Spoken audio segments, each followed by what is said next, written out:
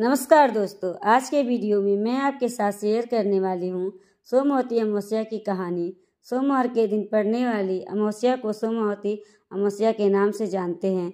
सोमवती अमावस्या का व्रत महिलाएं अपने पति की लंबी आयु के लिए रखती हैं। सोमवती अमावस्या में भौरी देने का विशेष महत्व है। इस दिन पीपल वृक्ष की 108 परिक्रमा की जाती है और साथ में पूजा अर्चना की जाती है। पूजा के दौरान कथा सुनने का भी विशेष महत्व माना जाता है। तो दोस्तों, कथा शुरू करते हैं। एक गरीब ब्राह्मण परिवार था। उस परिवार में पति पत्नी के अलावा एक पुत्री भी थी। वह पुत्री धीरे धीरे बड़ी होने लगी।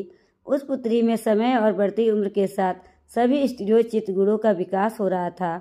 वह लड़की सुंदर, संस्कारवान एवं गुणवान थी, किंतु गरीब होने के कारण उसका विवाह नहीं हो पा रहा था। एक दिन उस ब्राह्मण के घर एक साधु महाराज पधारे। वह उस कन्या के सेवा भाव से काफी प्रसन्न हुए। कन्या को लंबी आयु का आशीर्वाद देते हुए साधु ने कहा कि इस कन्या के हथेली में विवाह योग रेखा नहीं है। तब ब्राह्मण दंपति ने साधु से उपाय पूछा कि क्या कन्या ऐसा क्या करे कि उसके हाथ में विवाह योग बन जाए। साधु ने कुछ देर विचार करने के बाद अपनी अंतर्दृष्टि से ध्यान करके बताया कि कुछ दूरी पर एक गांव में सोना नाम की धोबन जाति की एक महिला अपने बेटे और बहू के साथ रहती है, जो बहुत ही आचार विचार और संस्कार संपन्न तथा पतिपरायण है। यदि यह कन्या उसकी सेवा करे और वह महिला इसकी शादी में अपने मांग का सिंदूर लगा दे, इसके बाद इस कन्या का विवाह हो तो इस कन्या का वेद योग मिट सकता है। साधु ने यह भी बताया कि वह महिला कहीं आती जाती नहीं है। यह बात सुनकर ब्राह्मणी ने अपनी बेटी से धोबिन की सेवा करने की बात कही।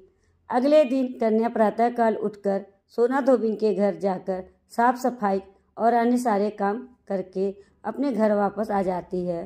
एक दिन सोना धोबिन अपने बहू से पूछती है कि तुम तो सुबह ही उठकर सारे काम कर लेती हो और पता भी नहीं चलता। बहू ने कहा, माँ जी, मैं तो सोचा कि आप ही सुबह उठकर सारे काम खत्म कर लेती हो, मैं तो देर से उठती हूँ। इस पर दोनों सास बहू निगरानी करने लगी कि कौन है जो सुबह ही घर का सारा काम करके चला जाता है। कई दिनों के बाद धोबिन ने देखा कि एक कन्या छुपकर अंधेरे घर में आती है और सारे काम करने के बाद चली जाती है। जब वह जाने लगी तो सोना धोबन उसके पैरों पर गिर पड़ी और पूछने लगी कि आप कौन हैं और इस तरह छुपकर मेरे घर की चाकरी क्यों करती हैं। तब कन्या ने साधु द्वारा कही गई सारी बात बताई। सोना धोबन पतिपरायण थी, उसमें तेज था। वह तैयार हो गई। सोना धोबन के पति का स्वास्थ्य थोड़ा अस्वस्थ था।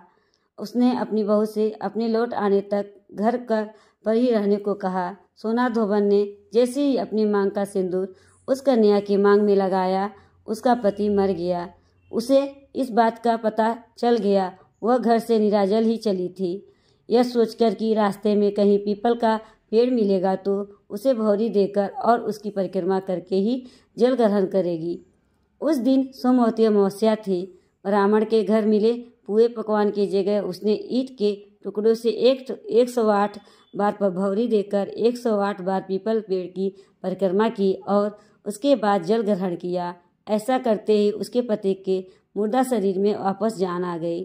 धोबिन का पति वापस जीवित हो गया।